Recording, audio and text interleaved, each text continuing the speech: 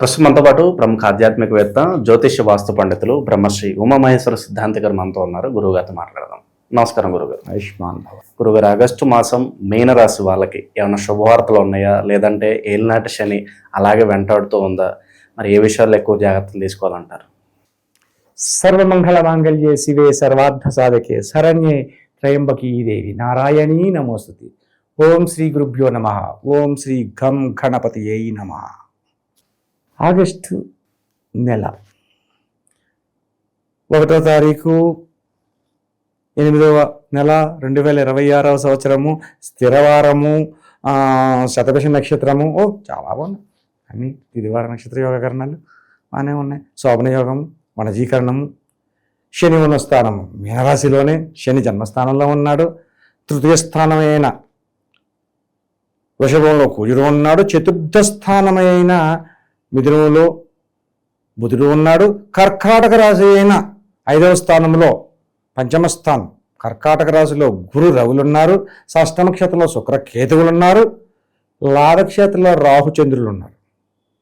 ఇది గ్రహ సంచారం. మీనరాశి వారి గురించి ఈ మధ్య జూన్ జూలై నెలలోంచి ఆగస్టులో కూడా చెప్పేశారు. అప్పుడే నేను చూశాను. ఇంకే ఉంది, చాలా విశేషమైన, ఒకళ్ళే కాదు రకరకాల మంది రకరకాలుగా చాలా విశేషంగా చెప్పేసేస్తున్నారు. ఎలా ఎక్కడ లేని సిరి సంపదలు, ఎక్కడ లేని ధనాదాయాలు, ఎక్కడ లేని పేరు ప్రఖ్యాతులు ఎన్నో వచ్చేస్తున్నాయి అంటున్నారు. నాకు తెలుసున్న ఆయన ఒకటి మీనరాశి ఉన్నాడు. మరి ఆయనకి ఏ రావట్లేదు. అడుగుతారు కదా, నాది మీనరాశి ఉంది ఏంట్రా అబ్బాయిని నన్ను ఊరేటోరు అనుకుంటారులే, ఏమి రావట్లేదండి. అవన్నీ నమ్మకం కథ. ఎవరి జాతకం జన్మజాతకాన్ని బట్టే ఉంటుంది. అవి గోచార ఫలితాలు అలా చెప్తుంటారులే అని చేసి మనం ఏదో చెప్పుకుంటవచ్చు. నిజంగా చెప్పాలంటే మీనరాశి వారికి ఏలినాటి శని ప్రభావం. జన్మములో శని ఉన్నాడు. జన్మములో శని ఉండి ఏ ఒక్క గ్రహ దృష్టి మీనరాశి మీద ఉంది అని చూస్తే గురుగ్రహ దృష్టి ఉంది. మీనరాశికి ఆధిపత్యాన్ని వహించింది ఎవరు? నక్రశ్య కుంభరాశి నాయక సూర్యనందనాన్ని శని భగవాన్ ఉంటుంటే గురువు యొక్క దృష్టి శని మీద కేంద్రీకరించబడి ఉన్నది. అంటే శుభదాయకమైన ఫలితాలు ఇవ్వాలి. అశుభదాయకమైన ఫలితాలు ఇస్తే అలాగా. అయితే శుభదాయకమైన ఫలితాలంటే నేను చెప్పవచ్చేది ఏంటంటే, నీకు ఎంత కావాలో అంత అనుకోని విధంగా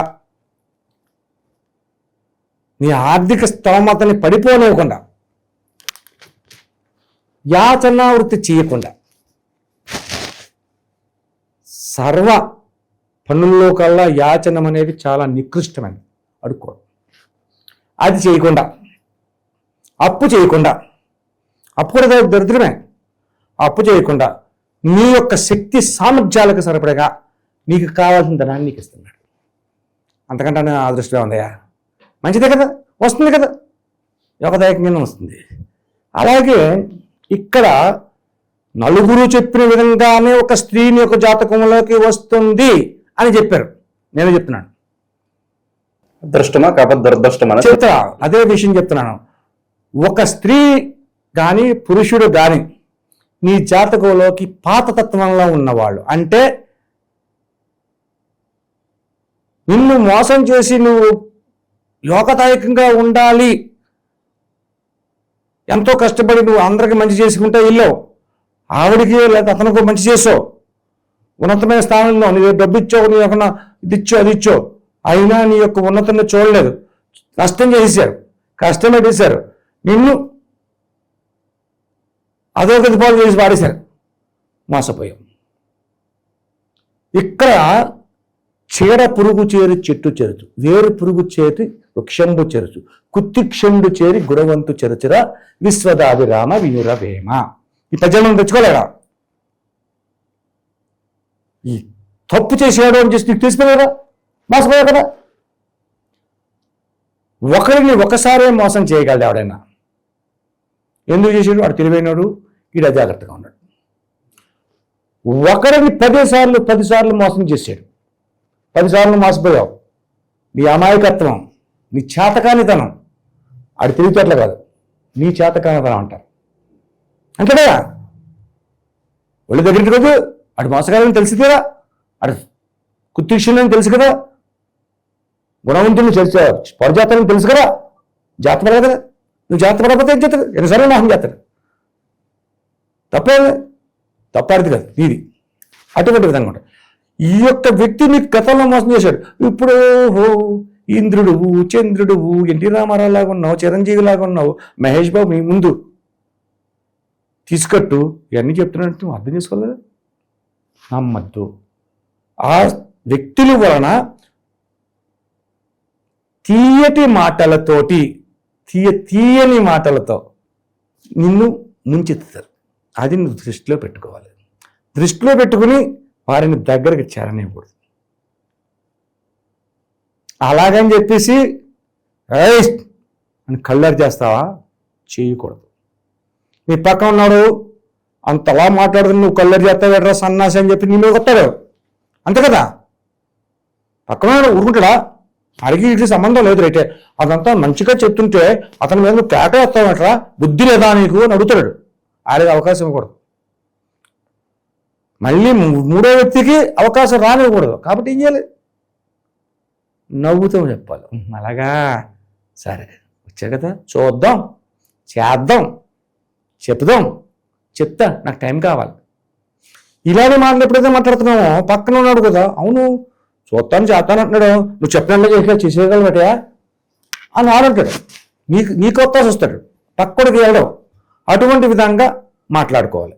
ఈ వ్యక్తుల వలన నీకు భవిష్యత్తులోకి ఎంటర్ అయ్యే వ్యక్తులు ఎవరైతే ఉన్నారా, మగ అన్నది కాదు, ఎవరైనా సరే, ఆడైనా సరే నష్టాన్ని చేకూర్చే పరిస్థితిని తెస్తున్నారు. లాభాన్ని చేకూర్చే పరిస్థితులు తేటవలేదు. ఇది తెలుసుకోండి. మీనరాశి వారికి ఏలినాటి శని ప్రభావం ఇంకా ఉంది. ఓ పక్క నుంచి గురుగ్రహ దృష్టి వల్ల మీరు ఏదో అడుగులు వేస్తున్నారు, యోగదాయకమైన స్థితికి వెళ్తున్నారు, ఉన్నతమైన పరిస్థితిలో ఉంటున్నారు. కానీ ఇక్కడ ఒక ముఖ్యమైన విషయం చెప్పచ్చు, అతి ముఖ్యమైన విషయం. మీనరాశి వారు 50 మంది కూడా శబాష్ అనుకునేటువంటి ముఖ్యమైన విషయం ఏంటంటే, ఎంతటి సౌలభ్యం కలిగి ఉన్నా, ఎంతటి మనస విధానం కలిగి ఉన్నా కూడా వీళ్ళు మనశ్శాంతిగా లేరు.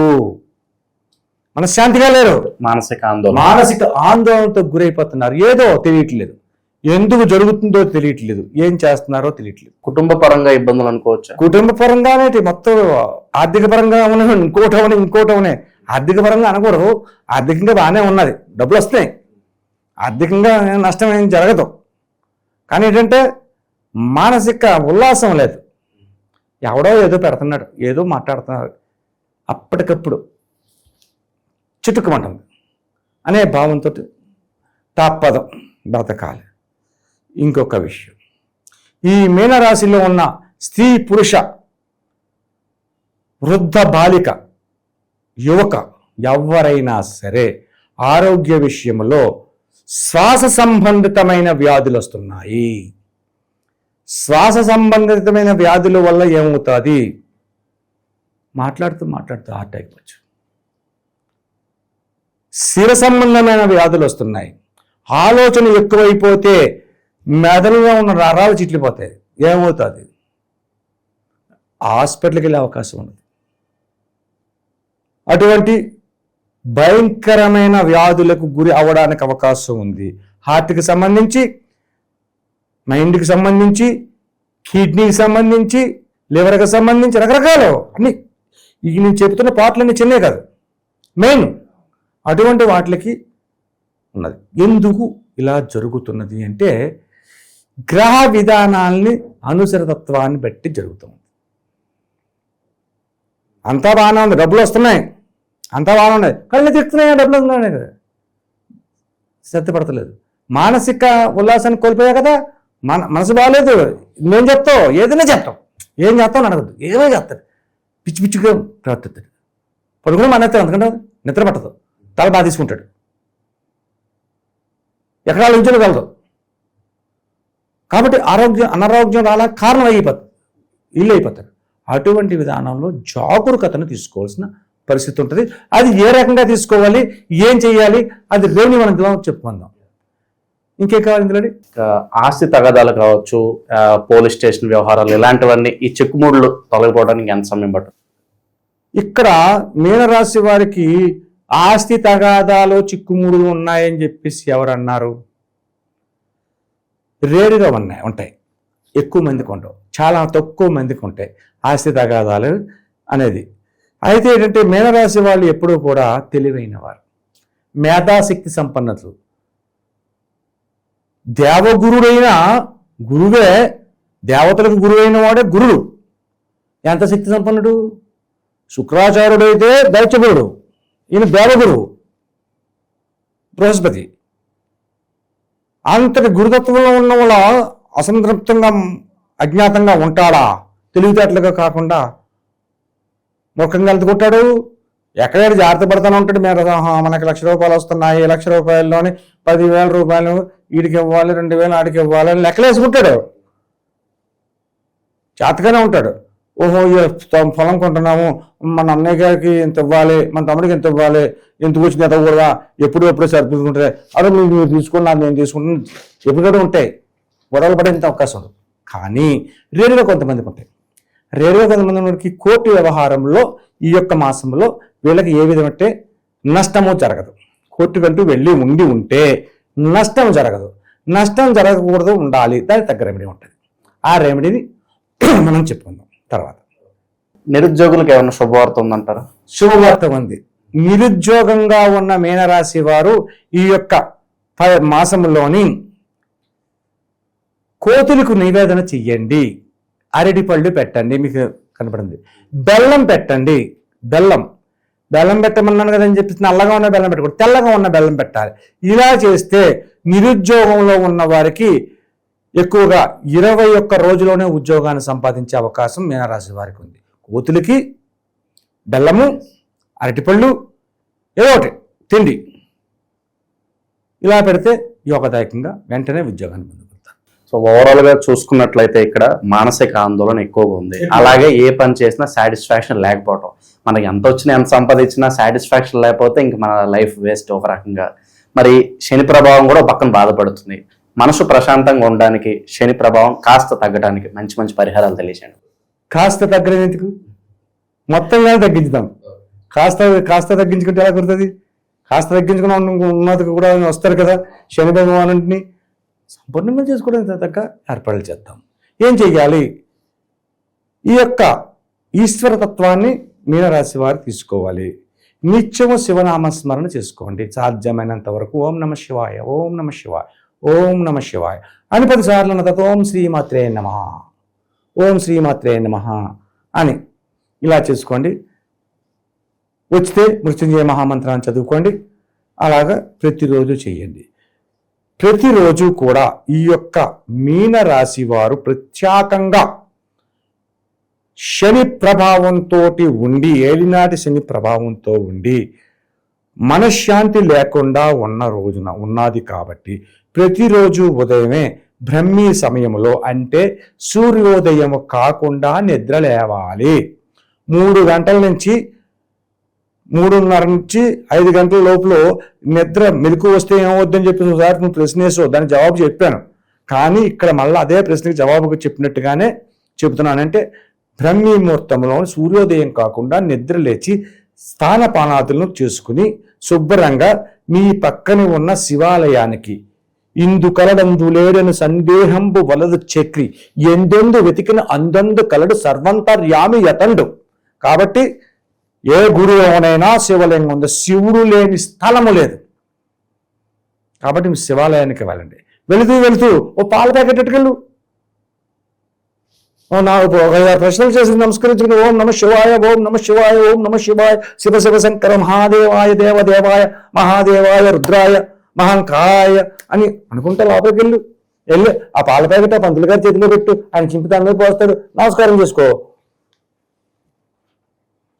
నమస్కారం చేసుకుని లంపలేసుకో, స్వామి నా ప్రధానం క్షమించు అని. నువ్వు ఇంకే కోరిక కొరకక్కలేదు. దేవుడి దగ్గరికి వెళ్ళి నాకు ఇది కావాలి, అది కావాలి, ఇది ఇయ్యి, అది ఇయ్యి, ఇదొద్దు, అదొద్దు నువ్వేం చెప్పక్కర్లేదు. నీకు ఏది ఇవ్వాలో, ఏది ఇవ్వకూడదో, ఎప్పుడు ఏం చేయాలో అదే చేస్తాడు.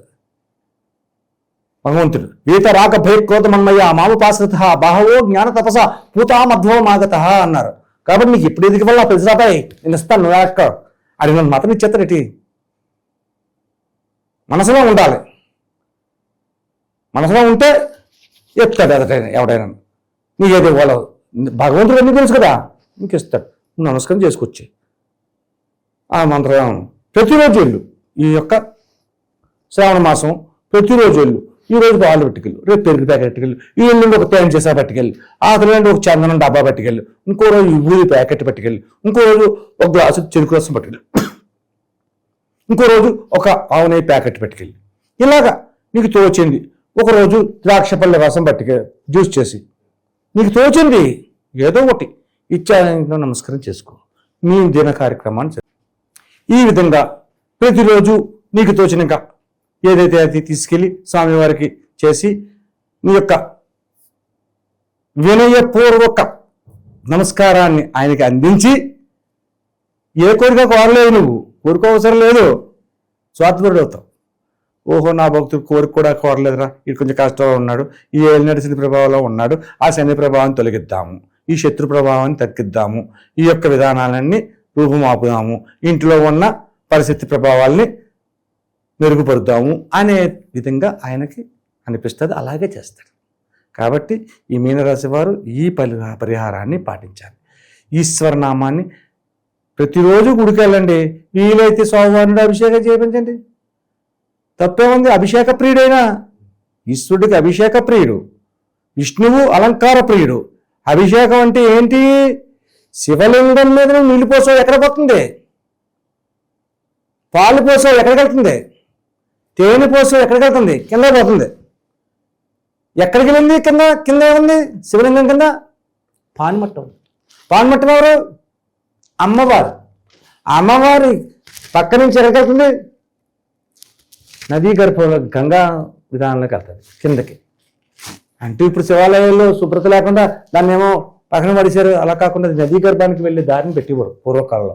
ఆ నదీ గర్భంలో అంటే శివునికి ఇచ్చింది ఆయన స్వీకరించాడు. ఆయన స్వీకరించింది అమ్మవారు స్వీకరించింది, అమ్మవారు స్వీకరించింది భూమాతకి భూదేవికి వెళ్ళింది, అంటే గంగా విధానంలో వెళ్ళింది. ఎంతమందికి వెళ్ళింది? అభిషేక ప్రియుడుగా తీసుకున్నవాడు అభిషేకాన్ని తాను తీసుకుంటున్నాడు మొత్తం. ఇప్పుడు వెంకటేశ్వర స్వామి ఎదుర్కొంటాను లడ్డూలు, చక్కెర పొంగళ్ళు లేదా ఏ నైవేద్యం పెట్టేశారు, ఆయన వచ్చేది తింటలేదు. అది మనమే తింటున్నాం. ఆయన తింటలేదు, మనమే తింటున్నాం. ఈశ్వరుడు అలా కాదు, నువ్వు అభిషేకం చేస్తున్నావు, ఆయన తీసుకుంటున్నాడు. తీసుకుని వదిలేయట్లేదు, అమ్మవారికి ఇస్తున్నాడు. అమ్మవారిని తీసుకున్న తర్వాత స్వీకరించి తర్వాత నదీ గర్భానికి ఇస్తుంది. మరి అంతేనా? ఈ విధంగా ఎప్పుడైతే మనం చేస్తామో ఈ యొక్క మీనరాశి వారికి ఎంతో కష్టభరితంగా చెప్పుకోలేకుండా నవ్వుతూ తిరుగుతూ నేరుస్తున్న వారందరికీ కూడా ఉపయోగకరమైన స్థితులు పొందుతారు. అత్యధికమైన యోగదాయకాన్ని పొందుతారు. ఆగస్టు నెల ఏ విధమైన ఇబ్బందులు ఉండవు. ఏ విధమైన నష్టాలు కష్టాలు ఉన్నా పైకి కనపడకుండా నవ్వుతానే ఉంటారు. అలాగే ఈ యొక్క మీనరాశి వారికి ఈ యొక్క ఆగస్టు నెలలోని గృహ యోగ్యతాభావం కూడా కలిగి ఉన్నది. గృహాన్ని నిర్మించడము లేకపోతే కొనుగోలు చేయడము అనేది జరుగుద్ది. దూర ప్రాంతము నుంచి దగ్గర తత్వంలో వచ్చే స్త్రీ పురుషులను నమ్మద్దం. దూర విధానంగా కొత్తగా వచ్చిన మిత్రుల వల్ల జరుగుతుంది. వాళ్ళు చెప్పే మాటల్ని విశ్వసించి మంచి ఆలోచన చేసుకుని దాన్ని ఆచరణలో పెడితే లాభదాయకమైన ఫలితాలను పొందగలుగుతారు. ఇది తథ్యం. ఓవరాల్గా ఆగస్టు మాసంలో మీనరాశి వాళ్ళకి ఎదురయ్యే పరిణామాలు మరి ఏ విధంగా ఎదుర్కోవాలి, ఎలాంటి జాగ్రత్తలు తీసుకోవాలి, మంచి విశ్లేషణ అందించారు. ధన్యవాదాలు. ఆయుష్మాన్ భవ.